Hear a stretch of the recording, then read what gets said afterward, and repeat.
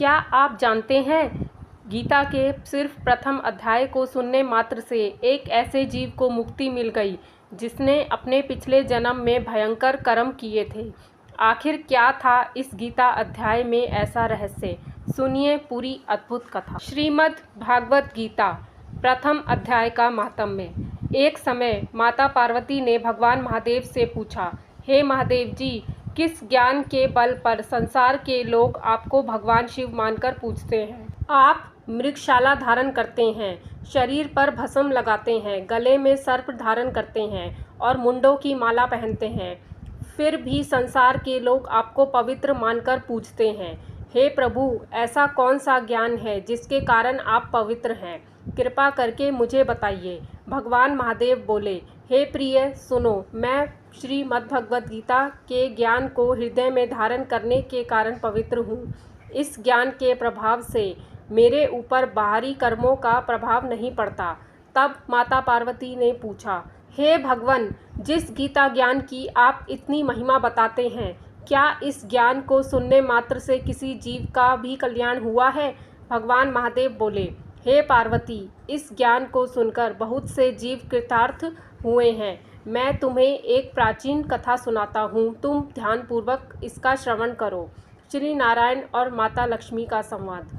एक समय भगवान श्री नारायण जी पाताल लोक में शेषनाग की शैया पर विराजमान होकर अपने आनंद में मग्न थे। माता लक्ष्मी जी ने भगवान से पूछा, हे श्री नारायण जी, आप तो तीनों गुणों से परे हैं, फिर भी आपकी आंखें बंद क्यों रहती हैं?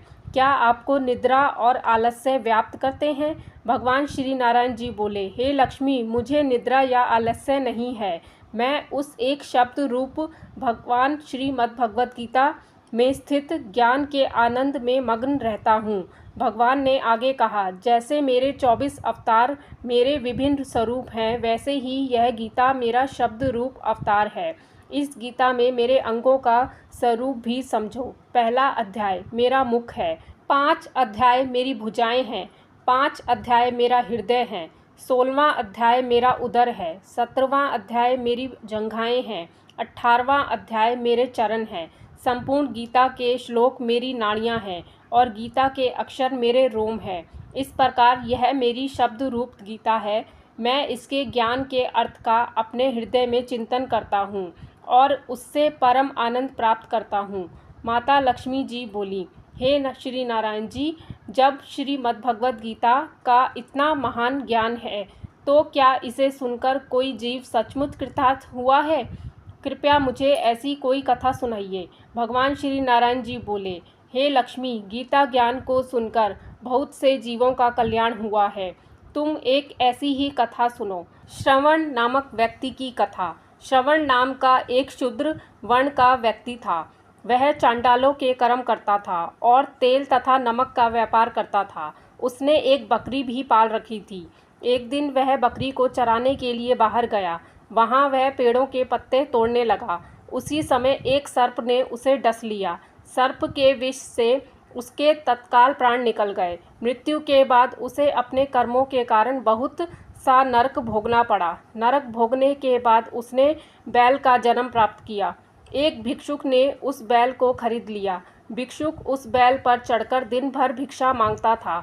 दिन भर जो कुछ भिक्षा में मिलता वह अपने परिवार के साथ मिलकर खा लेता, लेकिन उस बैल के खाने पीने की उसे कोई चिंता नहीं थी।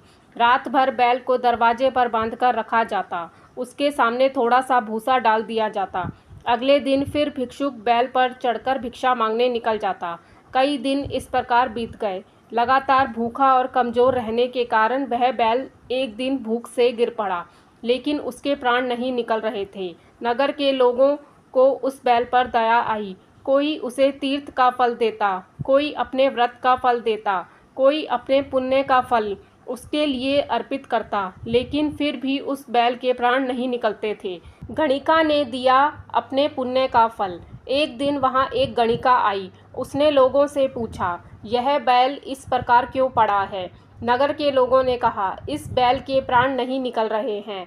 हमने इसे अनेक पुण्यों का फल दिया, लेकिन फिर भी इसे मुक्ति नहीं मिल रही। तब गणिका ने कहा, जो पुण्य मैंने किया है उसका फल मैं इस बैल के निमित्त देती हूँ। इतना कहते ही उस बैल की मुक्ति हो गई। बैल ने अगले जन्म में एक ब्राह्मण के घर जन्म लिया।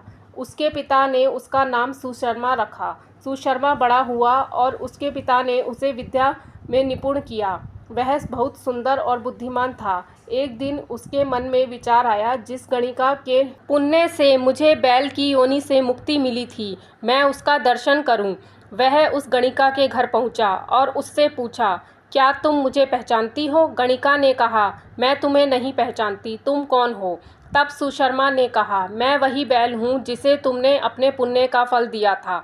तुम्हारे द्वारा दिए गए पुण्य के कारण ही मैं बैल योनि से मुक्त होकर अब ब्राह्मण के घर जन्मा हूँ। गणिका ने कहा, मैंने तो अपने जीवन में ऐसा कोई विशेष पुण्य किया नहीं, लेकिन मेरे घर एक तोता है। वह प्रतिदिन कुछ पढ़ता है और मैं उसके वचन सुनती हूँ। शायद उसी पुण्य का फल तुम्हें मिला हो। तोते का रहस्य। तब सुशर्मा ने उस तोते से पूछा, तुम प्रतिदिन प्रातः क्या पढ़ते हो? तोते ने उत्तर दिया, मैं पहले जन्म में एक ब्राह्मण का पुत्र था। मेरे पिता ने मुझे श्रीमद्भगवद गीता के प्रथम अध्याय का पाठ सिखाया था। एक दिन मैंने अपने गुरु से पूछा, गुरुजी, मुझे मेरे गुरु ने क्या पढ़ाया है? तब गुरु ने क्रोधित होकर मुझे शाप दे दिया, तू तोता हो जा। इसी शाप के कारण मैं तोता बन गया। एक दिन एक ब्राह्मण मुझे पकड़कर ले गया। उसने मुझे अपने पास रख लिया और मुझे गीता के प्रथम अध्याय का पाठ सुनाया और सिखाया। बाद में मैं उसी पाठ का नियमित उच्चारण करने लगा। सुशर्मा ने यह बात सुनकर समझ लिया कि गीता के प्रथम अध्याय के श्रवण और पाठ का पुण्य ही उस गणिका के माध्यम से बैल तक पहुंचा था। उस पुण्य के प्रभाव से बैल को मुक्ति मिली और आगे उसे ब्राह्मण का जन्म प्राप्त हुआ। तब भगवान श्री नारायण जी ने माता लक्ष्मी जी से कहा, हे लक्ष्मी, यह गीता के प्रथम अध्याय का माहात्म्य का प्रभाव है। जो व्यक्ति श्रद्धा से गीता के प्रथम अध्याय का पाठ करता है या उसका श्रवण करता है, उसके जीवन में महान कल्याण का मार्ग खुलता है। जिस प्रकार उस जीव का उद्धार हुआ, उसी प्रकार गीता का ज्ञान जीव को अज्ञान और कर्म बंधन से मुक्त करने की दिशा दिखाता है। इस प्रकार श्रीमद् भगवद गीता के प्रथम अध्याय का माहात्म्य समाप्त होता है। जय श्री कृष्णा, जय श्रीमन नारायण की। देखने के लिए धन्यवाद। कृपया लाइक, शेयर और सब्सक्राइब करें। ट्रू टेल्स रेखा ऑफिशियल।